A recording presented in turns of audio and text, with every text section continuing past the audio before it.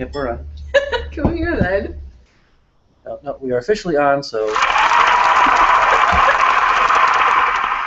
Hi guys, I am JP Barnaby, and this is my very good friend Kage Allen, and we are here to play for you for the next hour or so. We have some questions to answer and some She just learned my lane half an hour ago, too. poking to do. We are actually, I think, on the 3rd or 4th floor, one of the living rooms here. Yes. The staff hasn't told me which one it is. They haven't really been upstairs in a while. Okay, that's great. We can actually hear someone. Hey, we're hearing ourselves. I have no idea. Hi guys, I am JP Barnaby, and this is my very good friend Kage Allen. I know why. Here to, I know why that's happening. Hour. So we have some questions to answer. Okay. Yay! That wasn't awkward, looking at what the hell are we listening to? So there's approximately a 45-second lag on this we didn't know about. And he had another window of YouTube open, so it's actually playing in the other window. We can hear ourselves because he's a little technologically challenged. Neither one of us got a lot of sleep last night either, Yes. so I don't know if it was because of this movie we watched last night with the monkeys in it, or baboons, or whatever the hell they were. Scary. It was kind of creepy. It was Catching Fire, the new Hunger Games film, which was very intense. I had no idea what it was, and are we reading texts? You told me to have him send the questions to my phone. Did we have a question already? No, he said, it says, please stand by starting soon. This is my assistant, William. He's in my phone. He's a very small little assistant. This is my assistant, JP. You wish. Right, she sells books. Okay, you have to tell them the story behind that. That if you're gonna call me out on that, you have to tell the story. You tell the story. The last time I was here in November, we went out with our friend Jeff, JP Adkins from JP Adkins Design, and we were out having sushi, and he was making fun of this poor other author. It was Allie Blue, maybe? Is she really an author? And that's what he said, and I'm like, dude, that's just not cool. So It's all hearsay. we got to the point where we were paying for lunch, and I paid for lunch because they're my friends, and they're putting me up and everything. So, he's something about not paying for lunch. And I'm like, well, I sell books, and it was. Well, the look on your face after you said it was like, I just said that out loud. Dear me, I'm such an innocent. Bullshit. I felt bad about it too afterward because it's really hard to win a verbal jousting with Kage Allen, and She usually just tells me to shut up. I kind of got one in under the belt, and I felt really bad about that. It was under the belt, not your hand. Again. Like this. Yeah, that. Oh, this one's for you. You want to start the questions? Oh, well, we can do that. Or you were actually asking me last night. We were having a conversation about books last night, and we got started talking about Anne Rice. Oh my God, this is so funny. I'm sorry. And this is. I really am innocent about some things, but I always wanted my mom to read Anne Rice, and I always wanted her to read the Interview with the Vampire series, at least the first 3 books, which I thought were the best. So a friend of mine at college at the time, when I was in college, said, well, what does she like to read? I said, well, she's into this Kathleen Littlewiss, and yada, yada, yada. And she says, well, did you know that Anne Rice wrote this series on Sleeping Beauty? That's perfect. So I go, I have no idea what it's about. I didn't read any of it before I bought it. Bought the first book, there were 3. Brought it home, went to my mom, said, you know what, you've been a little down lately. I really like you to read Anne Rice. You've been a little down lately, so I got you bored. Here's this book. She comes into my room 10 minutes later, and she's like, have you read this? No. Why? She's like, open it to a page. Any page. Okay. Oh. Yeah, spankings, slurpings, everything was going on every page in this book. I was so embarrassed. I bought my mother porn. The only thing more embarrassing than that is when she finished reading it, she went out and bought the next 2. His mom is awesome. I got to meet her. She's amazing. Yeah, you did get to meet her. Yeah. Okay, so let's go ahead and do a question before I reveal any more embarrassing things about myself. You mean like you shaved your balls for this kind of thing? And I did. I didn't need to know that. Like, You really? told me you shaved yours. you're getting it after this is over when there's no witnesses. That's what I live for my husband to say. I'm going to push you down those 4 flights of stairs. You know what? Before we start, we had 2 sponsors for our little chat today. And our first sponsor, first half of the show, is brought to you by myawesomefans.com, Yay! which is essentially your one-stop shop for social media experience, for letting your fans keep easier track of you. It broadcasts your messages or posts to Facebook and pages, groups, and your wall, Twitter, LinkedIn, and connects to Vine, which I've never heard of. It's a video thing, like YouTube. Like Vimeo, I guess, apparently, too. Uh-huh. Skype, Instagram, Reverb Nation, which I didn't... Just keep reading. SoundCloud, Pinterest, YouTube, and Spotify. And ironically, it doesn't include one of your favorite little app things. Like Xtube? Oh, you mean like Pandora? Yes, Pandora. And that is www.myawesomefans.com. Yes. Okay, so he was talking about his shirt. This is an official Sinner's Gin t-shirt from Reese Ford because I love her very, very much. I am about halfway through Tequila Mockingbird, so you can hate me, that's okay. It's amazing, so just wait. Tequila Mockingbird? Tequila. Oh, Tequila. That's Tequila Mockingbird. Yeah, so the first book in the series was Sinner's Gin. The second one was Whiskey and Rye, and the third one is Tequila Mockingbird. That's actually kind of cute. It reminds me of what Chelsea Handler's one book about Are You There, Vodka? It's Me, Chelsea, which I thought was really a clever title. I like titles. Okay, so we're going to go ahead and start with questions. This one is for you. Well, why aren't you reading it to me? Because I don't have my glasses on. Oh. I have to take my glasses off to read. We're old. I really am going to need bifocals one day. I have bifocals. Okay, for me, what is the naughtiest non-sexual thing you have ever done to honorable husband? Why, and what was the outcome? What the hell do you think was the outcome? My guess it was rather spurty, but... Well, this is non-sexual.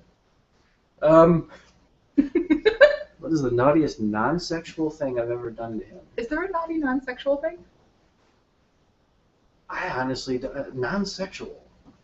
I've tried giving him back massages before, or... Wait, would this have to do with the rubber sheets? I don't even know what those are. Okay.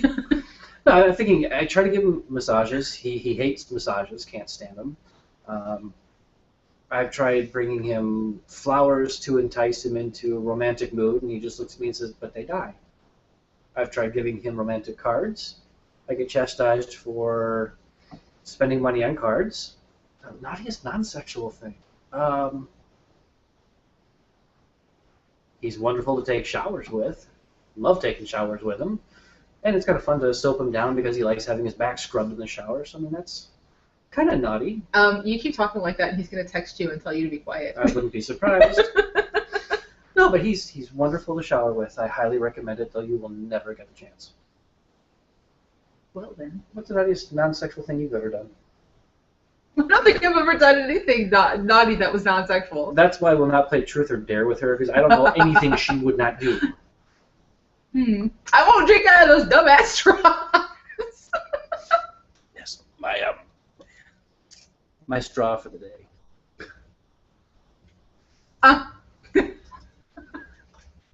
Should I read you your question? No, I can read it. I can't actually see that. This question, and he went ahead and put who it's from. I would have known who it was from anyway, even if it didn't have a name. Who's it from? It's from Brandy Lynn Carpenter of Prism Alliance, and it says, "Why do you make me read about squishy sex?" Okay. For Ralph, or they want to know, can 2 people fit in that shower? Well, where we used to live, yes. For here, one of the 6 showers is a nice walk-in shower, yes. We like going overseas, where you get a really nice room at the Hyatt or the Hilton, and it's got a really big walk-in shower with, like, what do you call those things? A waterfall? Yeah, okay. You got one from the front and then one from the top. Those are awesome. So, yes. Okay, so let's back up where this question came from. He's making me sleep in the basement of his 6th floor, in the guest room, high not rise. even the servants' quarters, but the guest room. The servants' quarters have got to be bigger because the bathroom downstairs is one of those like cubicle showers in there, and where this came Was I was in the shower yesterday morning, and there's exactly enough room to turn around Okay, in mind the you, shower. it's like 6 a.m. and I'm still in bed sleeping, not had a good night's sleep. And all of a sudden, bam, bam, bam. Oh, JP's up. I bumped this squeegee thing and it like clattered on the floor. There's like stuff on the floor, and you can hear me upstairs. It's a good thing we don't have an intercom system that's active. Oh, okay. Anyway, so why do I make you read Squishy Sex? What is squishy sex? What squishy sex is she referring to? She's talking about sex with girls. Ew. Yeah, that's what we call it. I tell him all the time to embrace the squishy. Embrace the squishy. The squishy loves you. Ew. She's talking about In the Absence of Monsters.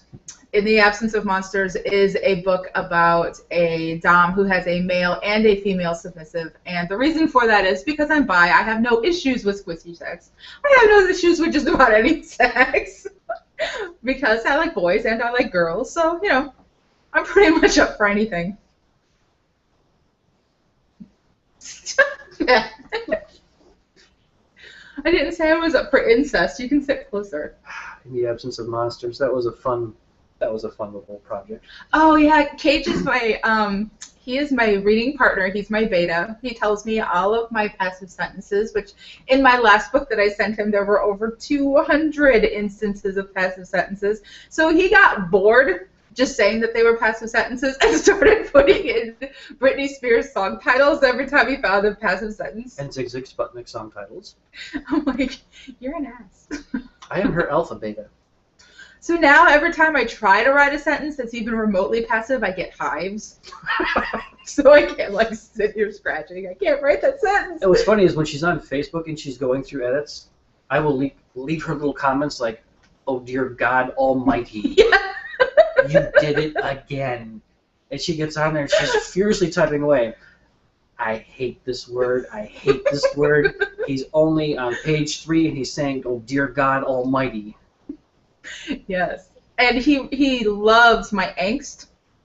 So we'll get to a point where it's like, are you really going to torture this boy again? Yes. So, okay, we have another question. This one's for both of us.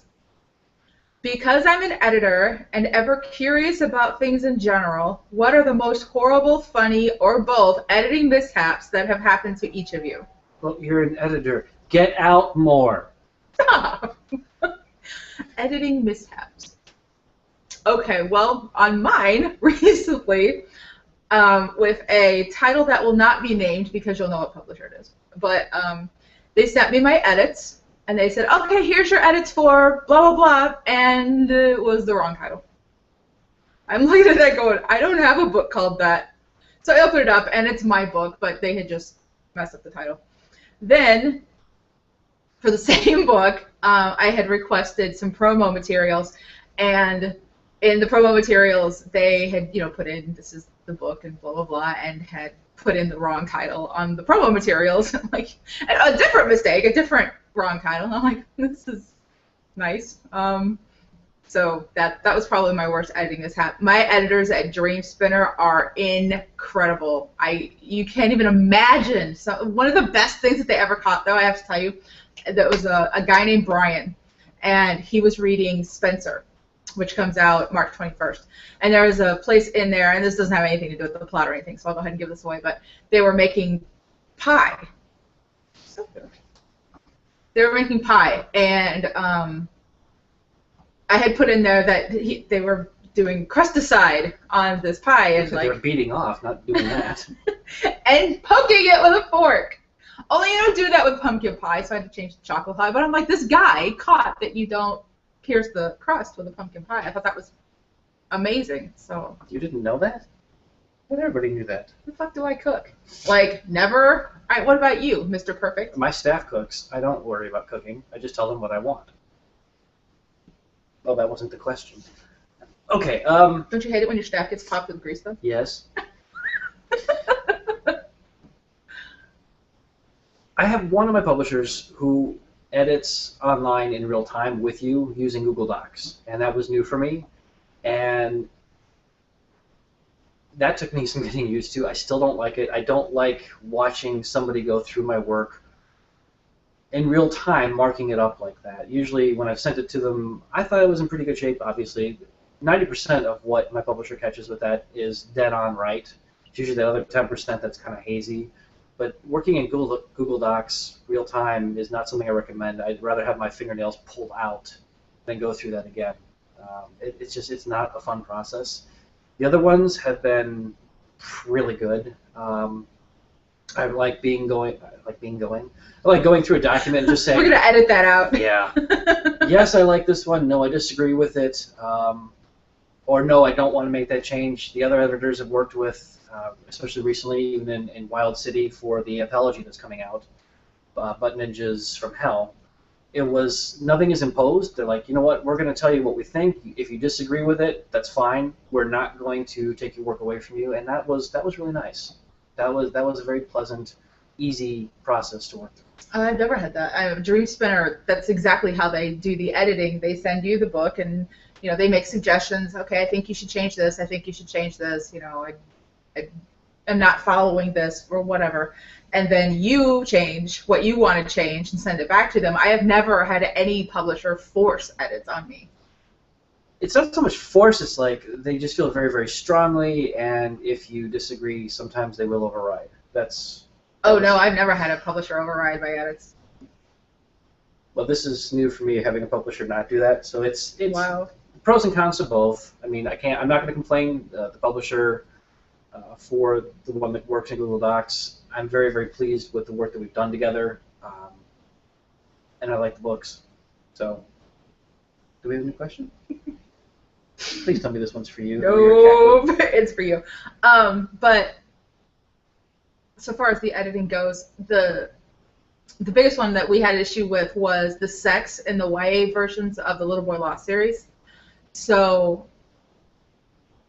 they didn't want me to take out the sex. They wanted me to word it differently and make it a little less explicit. So they actually sat down with me in Chicago, and we went through, and I said, okay, highlight what you think is too explicit, and we'll go back and we'll change it, we'll rewrite it, we'll redo this stuff. And after we did that in the first one, I was able to go back to the other two books and say, okay, I understand what they want me to change now. But they actually sat down at a table with me in Chicago and went through and said, okay, this needs to be a little less explicit. What was explicit about it? Oh, like holding his legs in the air and, feeling and, That's how sex happens. I realize that, but you don't really explain sex like that to a 14-year-old. Have you met some of our readers? Sometimes you need to spoon feed things. This is how you There have was no sex. spoon. You don't put spoons in yours? No. Ugh. Sorry. No spoons in my banana splits. Okay, your next question is for Kage. What is the naughtiest thing you've ever done to anyone? Why? And what was the outcome? No non-sexual in that one. No non-sexual. So the naughtiest thing you've ever done to whom and why? Well, I mean, you could pretty much figure out the why. I'm trying to figure out the who. Wow. I'm just getting a text from my husband. Do not mention me. Well, I kind of have to. It was with him. Now, I think I talked about this on a Blog Talk radio show I did a couple weeks back. I thought it was going to be really kinky once, and I went to visit my husband, who was working in Chicago, and I brought a thing of olive oil with me in a tarp, because somebody had told me, you've got to try olive oil. It's awesome. You just put it all over yourself, and you just rub each other all over, and it's really, really hot, and blah, blah, blah. So I brought it with me. See? Rubber sheets. It was rubber. Just a tarp. It was plastic. So he gets home, and I laid out the idea, and he's like, well, all right, let's give it a shot. And fortunately, he did not have carpeted floors. They were regular, non-carpeted floors. So when Hardwood floors? They weren't hardwood. It wasn't hardwood. It was like when you're in a school type of tile or whatever. So we got done, and we just had olive oil everywhere. And he's like, how do we get to the bathroom? I'm like, oh, shit, I have no idea. So we're on, like, little towels as we're trying to, get our way to the bathroom, and there's, like, footprints and olive oil that leading all the way to the bathroom. Did not know that this stuff doesn't come off. So for 3 days, we had the nicest, healthiest sheen and glisten to our skin you could possibly imagine, and I got told never, ever again. Because sweet little genius boy here didn't think of Dawn. No, I didn't. We tried 4 or 5 different Bath and Body gels and soaps. It wasn't coming off, and I think he was a little cross with me about it. So that was... But since he couldn't get a grip, Yeah, it wasn't an issue. Slid right out of him. But I thought he would be sliding out of you. Yeah, well, I'm not going there. So, we have another question for you. I don't know. Let's see. Yeah, so we have not seen these questions ahead of time. No, we insisted on not seeing them. You insisted. I didn't care one way or the other. And so my assistant William is sending me these questions via Facebook so that we have no idea what's coming. Or who. Well, I'm pretty sure he's coming.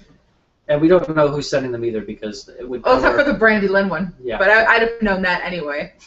Because. But you said she can't spell. No, I didn't. Will you say that? I never said that. You jackass. The reason that I knew that it would be her is because she was very nice and she does not like sex.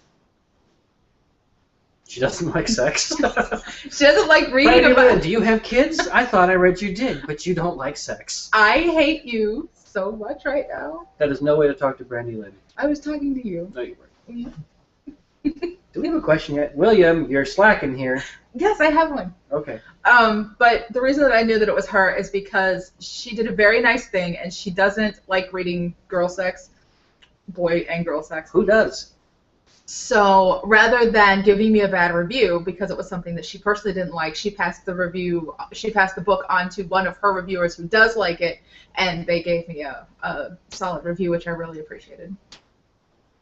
To finish the story, which you interrupted at least 4 times. God, you're still going on about that? Okay, so I got 2 messages. The second one says, I need hazard pay. So I'm not real sure I want to read this question.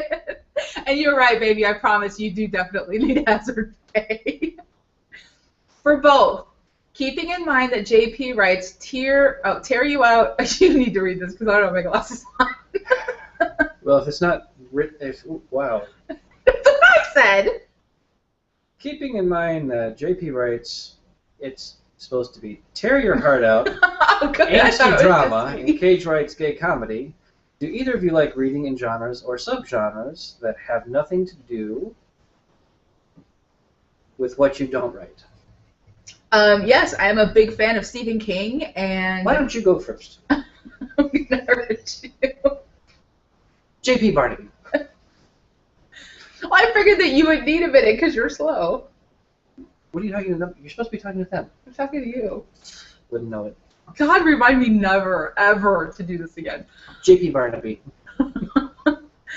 Or to do it with somebody that I like. Okay, You do it so with people you don't like? sometimes. I don't have to like them. I just have to, you know. Take 3. JP Barnaby. Do I need to repeat the fucking question? Kill you after this is over. I like Stephen King. I like Douglas Preston and Lincoln Child. I like, not a big sci-fi fan. I'm a big erotica fan. Obviously, I like BDSM, which I also write. Rather than the tear your heart out angsty books, I write erotica, I write BDSM, I write all kinds of books. But I do really like Stephen King and Douglas Preston. What's your favorite king? Or a couple of your favorite kings? The Talisman. I'm a real big fan of The Talisman. I'm still terrified of Christine. Like, you walk down the street and the lights come on a car in front of you and then, like, makes me pee my pants. Do I need to get you a towel? No. Okay. Trust me, you're not that hot. Rubber sheet. I'm trying to think. Carrie, definitely. It? Not so much. It gave me nightmares. Yeah, it gave me nightmares too, and not in a this is kind of cold kind of way. Okay. What about you? I grew up, well, I started reading heavily with King. I used to read heavily all the time anyway. My mom was very big into getting me to read from a very early age. It's because it's the only way you shut up. I don't think I was really loud child. I don't really think I did a lot of that. A lot of talking per se. I might have. Anyway, I used to read a lot of Anne McCaffrey, the Crystal Singer series. A friend got me started on. Loved that. Loved sci-fi. Alan Dean Foster. I used to read the V series after it was on television. They had a series of books come out, and I used to read all of those. The Choose Your Own Adventure books my parents got me started on quite early. And in later years, I've read several of yours. When I want to be depressed or I want to get into a depressed mood, I just pop up some J.P. Barnaby. But it's very good stuff. Very good stuff. Thank you. Anyway, read Dorian Gray. I've read some Alan Chin, who's very good too. I've read some G.A. Hauser, of course. Made the mistake of reading one of Amanda Hauser's books on a plane the first time. Didn't quite have a notion for what she was writing at the time, and anyone who's read her knows very quickly what she writes, and as I started reading it on the plane, I had to get my jacket out and cover my lap because it's quite erotic. I've read some Patricia Logan, wanted to pull my eyeballs out. I'm kidding. What else have I read? Who else do we know who I've read? You're a big fucking help. Yeah. I don't know who you read. I have read some of the people that we do the anthologies with, like Kieran Kelly, Shay. who picks everybody else up at the airport except me. She picks me up. She loves me. She loves everybody but me. T.C. Blue. Apparently that fake author A.L.E. Blue's got one in the upcoming anthology, which I don't know who she got it. I got to write it for her. You can slap her name on it, but we've got that. Oh, Eden Winters. I love Eden Winters. She's actually got a really wicked, lovely Southern sense of humor. I love Eden. Eden is wonderful. So that's who I read these days. Okay, this one is for me. It says, I know you have a heart for GBLT. That's like a BLT. I'm hungry for a BLT now. Youth and throwaway kids. Please speak on what motivated you to write your Little Boy Lost series and the follow-up YA stories as Jamie Mayfield. We could be here for an hour. For those of you that don't know, the Jamie Mayfield books, Waiting for Forever series and A Broken Kind of Life, are actually adaptations of my adult stuff. So the Waiting for Forever series is actually the Little Boy Lost series. And and A Broken Kind of Life is Aaron. I'm going to smother you with a pillow.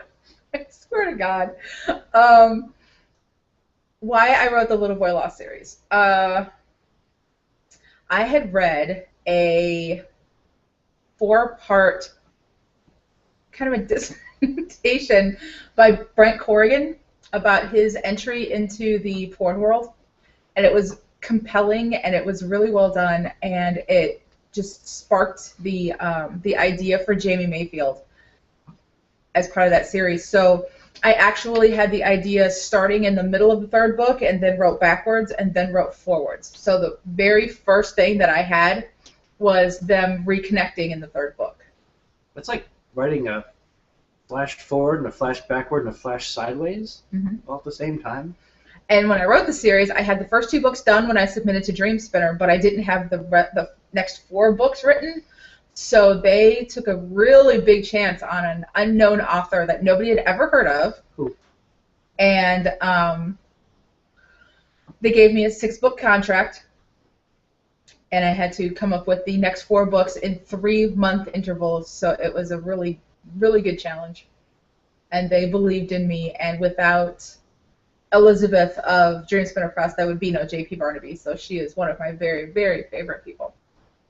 Why I write those kinds of books, why I write about throwaway kids, why I donate all of Jamie's royalties to these kids is because we in the LGBT community, I am bi, so I'm part of the LGBT rainbow. Bye. We take care of our own.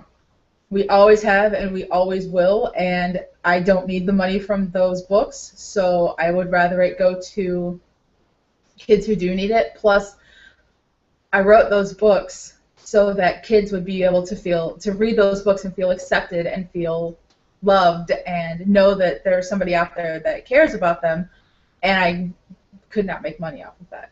So I asked Elizabeth, who was amazing, to take all of my royalties. I don't even see them. They just go straight from Dream Spinner. My contract says I get 0 royalties for those books, and it just goes straight to Lost and Found Youth in Atlanta. Was that hard to set up for that? They had to go through the lawyers and make sure that they could do it, and it's because I trust them that we set up a contract where I get 0 royalties, and I just trust them to take my royalties and send them to Lost and Found Youth, and I do, without question. Well, the only reason I'm asking is there is a blog series that I do about every other week called The Face of Gay. And I'm in the process now of I've already approached PFLAG about this, and I'm waiting to hear back from them. And if things work out with PFLAG, it would be a similar situation where I'd very much like to publish a book of the Face of Gay posts, and the royalties will go to PFLAG, but in exchange for the royalties, they will assist in getting word out about the book, and I've offered to go to some of their meetings, and if I can go out of state, or if I'm out of state, going to a signing out of state, I will see if I can set something up to talk to one of their groups there and bring somebody with me who's written one of the Face of Gay posts. And I just don't feel that I should be profiting off of a Face of Gay post if I didn't write it. So that's why I would want the profits to go, or the royalties to go to another organization that will do something good with it. PFLAG is a really good organization. We're halfway through if you want to do your... Oh, yes. Our second sponsor for the day. Our second half of the show is... You really don't want to see what he has in his right hand. It is brought to you by the official Patricia Logan dildo, and you'll notice it's not entirely erect because when you're Patty's age, you aren't either. Okay, next question. So we have a webcam show with you and a dildo. That's probably going to go viral pretty soon. Well, I brought a second one just in case. Okay, this one says, Trish, which for those of you who don't know, my name is JP Barnaby. My name is actually JP Barnaby, and all of my friends call me Trish. It's not a big deal. What do people who aren't your friends call you? Cage's girlfriend. Yes, as I was mistaken for her That boyfriend was so and funny. potential husband yesterday by a few people because we have such a good rapport, people automatically think, you're together. And what does she tell them? That he's my older brother. Which nobody believed. Everybody believes it. Nobody believed it. Okay. Trish, Savannah wanted me to tell you hello. She has read all of the Jamie books and loved them. She wanted to thank you for all of the autographed books you signed for her. She is a total JP fangirl now from Jackie McKenzie. Jackie brought, and it was so sweet, she brought this crate of books for me to sign at GRL. She had like 12 books for me to sign for her, all different, because I have a few. Nice. And her daughter's gift, I think it was her Christmas gift or her birthday gift, must have been a birthday gift, was all 4 Jamie Mayfield novels signed by Jamie Mayfield. It was so sweet because she reviewed those books. She's 12 and she's adorable, and she reviewed those books for the novel approach, I believe. And so we took one of her reviews and put it in the beginning of the 3rd book, because in the beginning of the book there's reviews about the previous books in the series. Oh, pages? Oh, if you had more books, you might have reviews in them. Oh. So, it's reviews from prior books, and one of them we put in was Savannah's, because she is our target audience. She's a girl. Teen. Kage, would you ever consider writing BDSM? And if so, of everyone you know, who would you picture as the dom and who would you picture as the submissive? Oh, God. And whoever has submitted this question, I love you. Thank you very much. JP Barnaby. Okay, no. I have considered actually making a sequence like that in one of the Galeas books just because I can read it, and I know that I think you and I... We've been having talks about this all weekend. I don't know that I could ever write it, only because my first inclination is to make fun of it. and to make light of it, and you can't do that in a BDSM novel. You can't. It's almost disrespectful. Yes. Yes. So I don't want to treat the material disrespectfully. I just know that even thinking about scenarios going through my head, all I'm thinking of is how a submissive, who's supposed to be submissive, is just going to infuriate the dom by making fun of everything throughout the whole sequence. So no, I really don't see that happening. Which is called topping from the bottom. Yes. But I could see doing it as a comedy going into it if you knew it was going to be like this. Then maybe I could have some fun with it, or a couple of sequences in there. Was there more to the question than that? Yes. Who would you picture as the dom, and who would you picture as the submissive? Well, in order for me to write it properly in my head, I would have to put myself into one of the positions. So I would put myself as the submissive only because I knew I would be making fun of the dominant. And if I had to picture a dominant... Picture one with a really big gag, because he's going to need one. I'd put my husband in there right away just because I know what he would say, and I know the types of things he would say. Who? Eric? No. No. Now you're thinking about it, though. No, I'm actually not. I don't really know anybody who's very dominating like that. I don't know if I get along with people who have excessively dominating personalities, because all I would do is piss them off by making fun of them. Which is why we are so good, because I've been a sub for 15 years. And I do what he tells me. I don't tell her to do anything, except not make noise in the shower anymore. And not right past. And she listens so well with that. For Kage. Oh, we skipped you. That's fine. How many authors do you have author slumber parties with? Wow. Well, I think it's been you so far.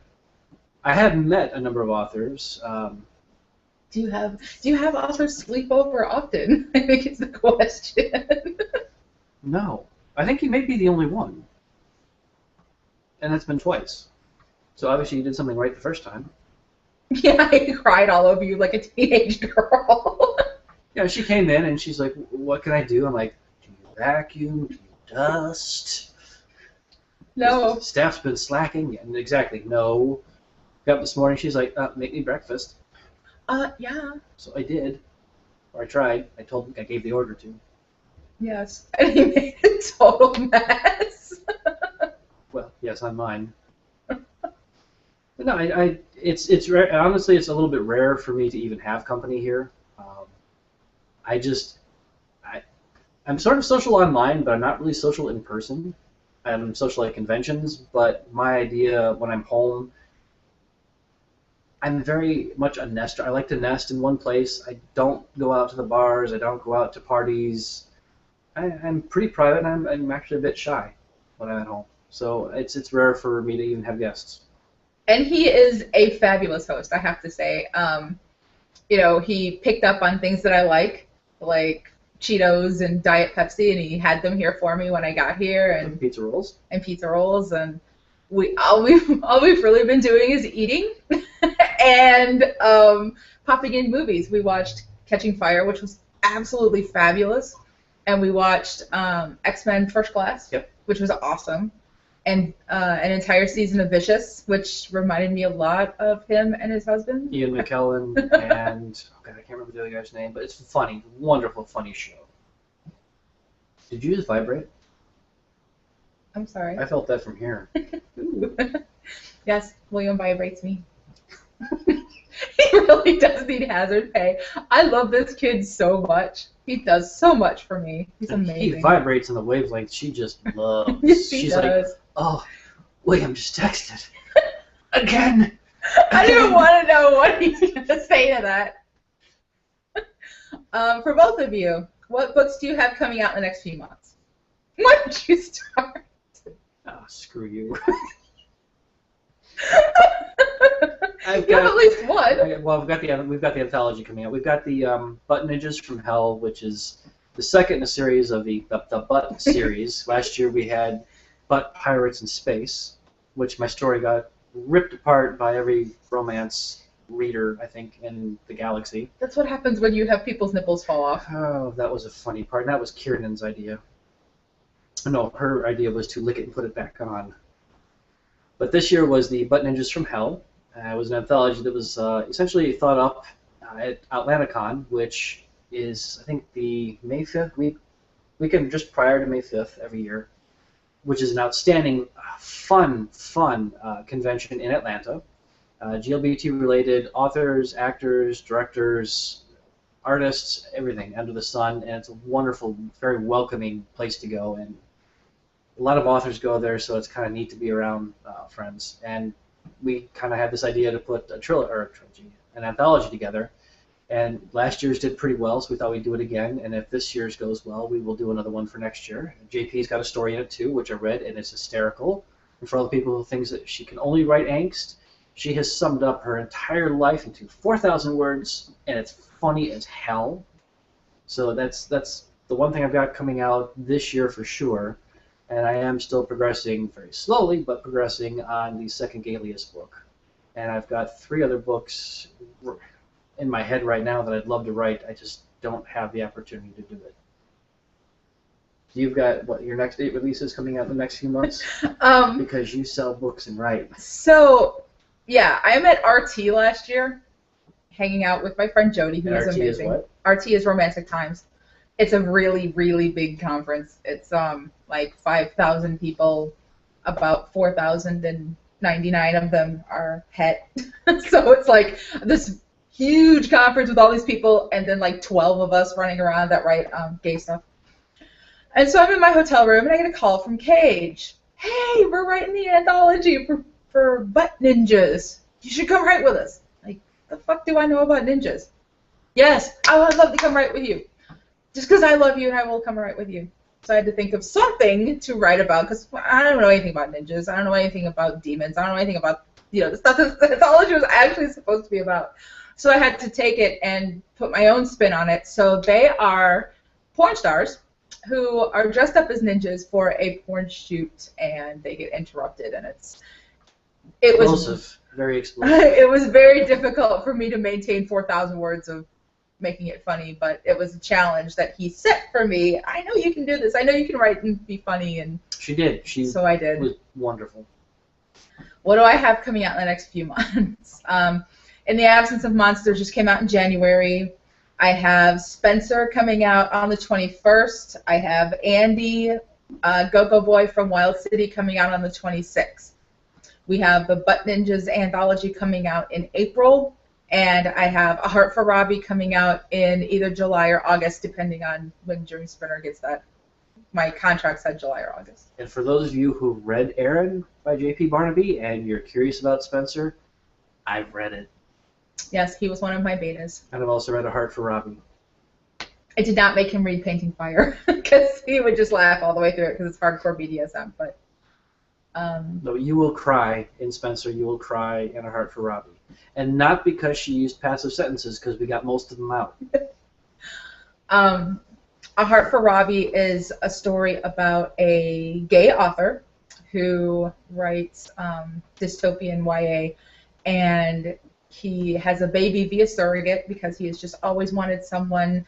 He was adopted, so he wants someone to have a family connection with above and beyond the adoption, and he wanted a baby. So the baby was born with a heart defect called a pulmonary atresia, and required a heart transplant in order to survive. So the book is about him fighting for his son's life. And he meets the insurance coordinator at the hospital and starts an affair with him and ends up falling in love with him. But their relationship is discovered, and that puts Robbie in jeopardy because they think that there's an illicit affair going on.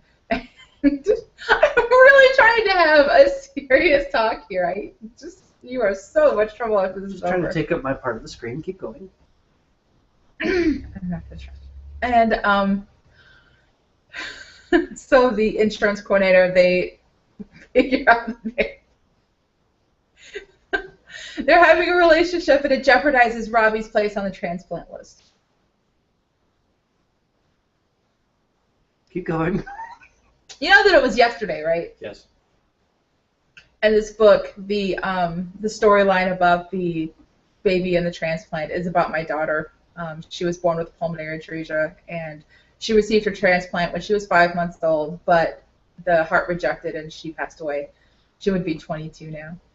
And I will say, too, that when I was reading the book, and I'd had the conversation with Trish as she was writing it, kind of playing a little devil's advocate with her at one point, I said, well, you know, Robbie can't live. And she basically to me, she's like, nobody will ever, ever read me again if I killed the kid. Yes, it's a romance novel. There are certain things that you just don't do in a romance novel. One of them is killing children. Apparently cheating is another one. That one really doesn't go very well. But they let me get away with it in the Little Boy Law series for some reason. I never got any flack about... Because you're you, or I believe your phrase is... Don't do this. Don't you know who I am? Oh my God, I hate you. Diva. Mm-hmm. God, do we have to do this for another, what is it, 10 minutes? Yeah, it's 14 more minutes. Oh, Bifocal time? Kage didn't force you to watch Batman. He's slacking. Batman? He's a really big Batman fan. Oh, no, I tried to get her to watch Blade Runner last time she was here, and she fell asleep. I did. Sound asleep on the couch. Last night she was watching The Making of Catching Fire, and I excused myself to go take a shower. I come out and the TV's still on, and blah, blah, blah, blah, blah. I come in, I'm like, where the hell did she go? So I'm like, to bed. So I'm calling down the flights of stairs. I'm like, did you go to bed? Are you okay? And I go down, she's got the damn door closed. I'm like, okay, I guess Trish has gone to bed. So I texted you at that point. You didn't answer till this morning. Okay, so I'm laying here, and I fell sound asleep on the couch. I thought it would be rude if I was asleep and drooling when you came out, so I went to bed. It would have been rude. I'd just taken a picture and posted it on Facebook. We had another question. No, those are all of our questions, so we have to come up with... I've got some for you, actually. Oh, no. I don't know. Okay. What was your biggest fangirl moment meeting somebody? Oh, and Jody is my travel companion. She makes sure that when I go to a conference that I actually get to where I'm going to because I suck at traveling. She said that we're cute. Oh. My biggest fangirl moment.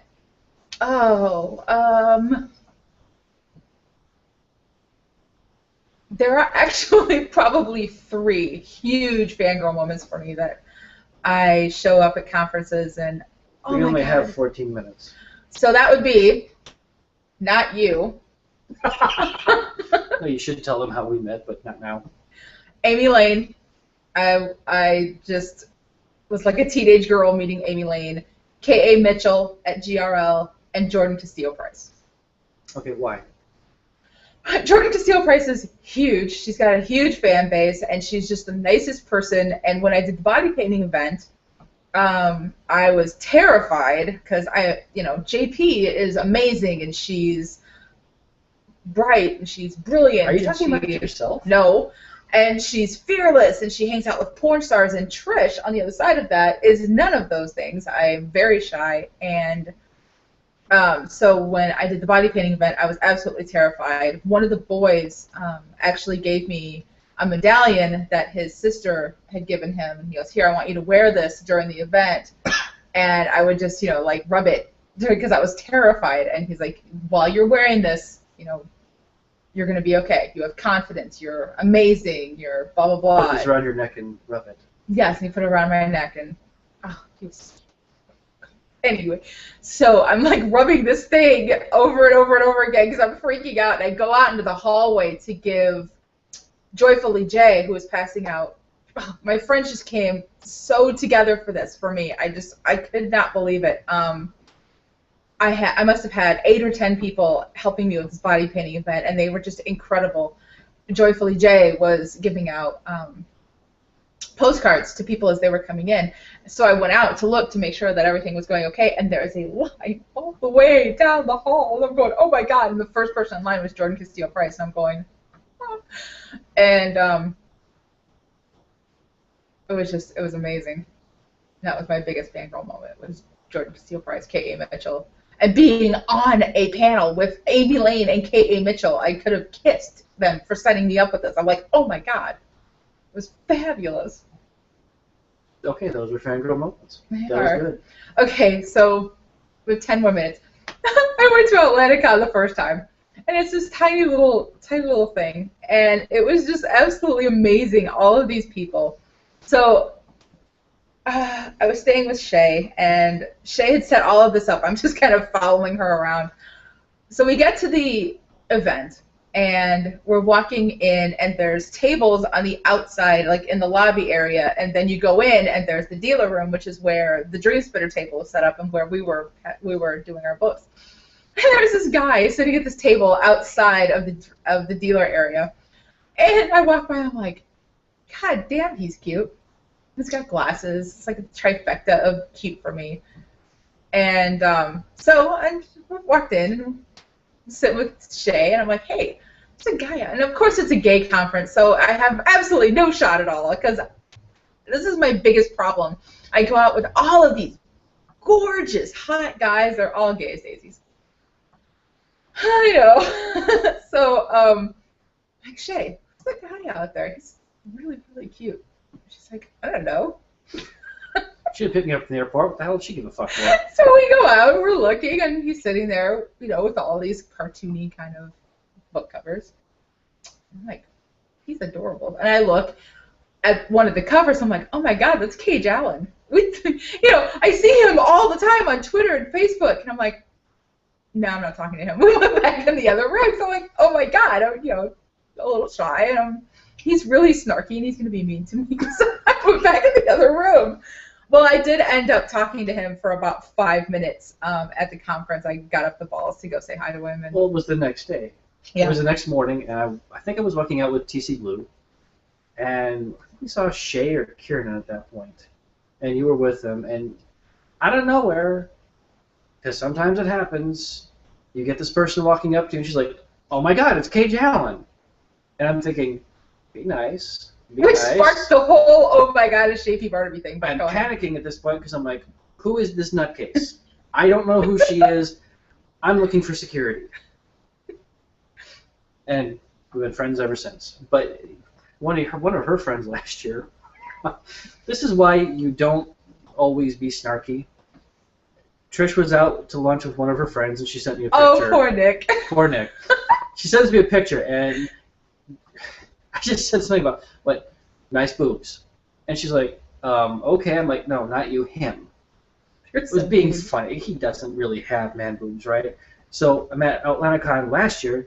Trish is not there, and this guy comes up to me, and he's like, JP Barnaby said to say hello. And I'm like, you're the second frickin' person who's told me this. It's getting a little eerie. I'm like, oh, who are you? And he's like, man boobs.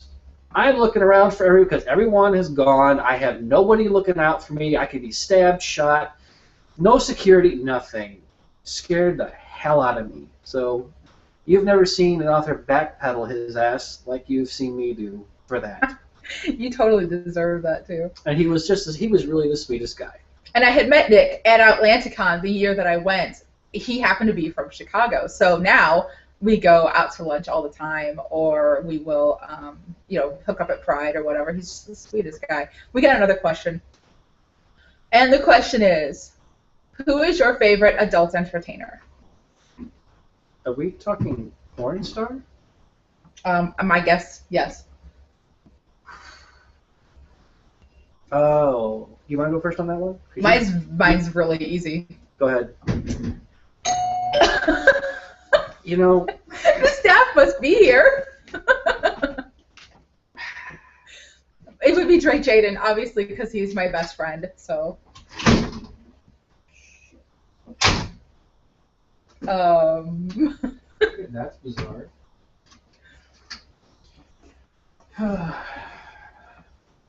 Well, is that like a big sex toy? Because that's a really big ass box. Well, you saw the Patty Logan dildo that came out. This is mine.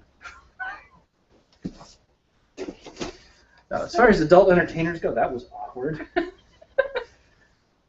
There was one I used to like back when I started dating my husband because he was also half Asian. His name was Jordan Young. Very hot work with your favorite Shishi LaRue. Story in itself.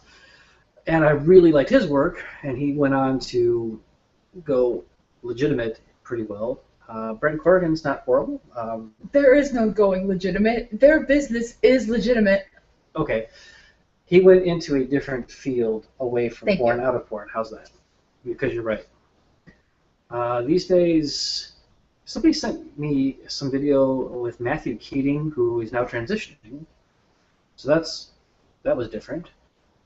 He's cute, way too young for me these days. They're all way too young. I know. Other than that, I wouldn't watch porn because it's just I'm too innocent for that. Whatever. I don't watch a lot of porn because now I'm friends with these guys, and it's like watching your brother have They sex. just send you pictures all the time. You don't need to watch it. They just send you the shit. Yeah, they do. I'll text one of my friends and say, "Hey, what's up?" and they'll send me a picture of their dick. You know what I get on Facebook? I get people like Monique sending me pictures of her bras because that does a lot. I'm sorry. I love Drake Jaden. I love Jake Bass. He's a sweet kid. And Ryan Rose. Ryan Rose is a friend of mine. He's a really nice guy. Depending. Okay, Ryan Rose, the persona that you see on Facebook and on Twitter and answering questions and stuff is a little different than the guy that I met in Fort Lauderdale. Jimmy Fans is a favorite of mine. He's the sweetest boy. I have a lot of fun with these guys. Okay, so we're at 3 minutes out, and I just want to take a minute to say thank you so much for coming and watching us banter and watching Kage be mean to me, and we had a really good time. I could totally see us doing this again. This was fun. A little nerve-wracking when you were talking about it like 2 weeks ago. You're like, oh, this is a really good idea, and I'm thinking, yeah, I'm like, oh god, we got to be entertaining. How are we going to do this? I'm like, hey, Dream Spinner has started doing these Google Hangout chats, and I want to do one, but I want to do one with you because we're going to be in the same room. It's going to be a lot of fun. I mean, we both prefer to probably just be sitting here being introverted and eating little sandwiches with Grey Poupon and reading and talking about the things that we talk about that we don't talk about with anyone else. But this was a lot of fun. And thank you for sending in the questions. It was appreciated. William Cooper just sent me a text, and all he says is buzz. Beep, beep. He's just making me vibrate. Thank you, sweetheart. I appreciate that. It's high up on her leg, William, so go ahead, do it again. So, I think we're wrapped up? Best assistant. Yes. And underpaid. Yeah, we'll talk about that. Yeah, I think we're done. Okay. Thank you, guys. Thank you, guys, and hopefully we'll see you again soon. Let me see if I give us one more bit of applause. He's on his knees.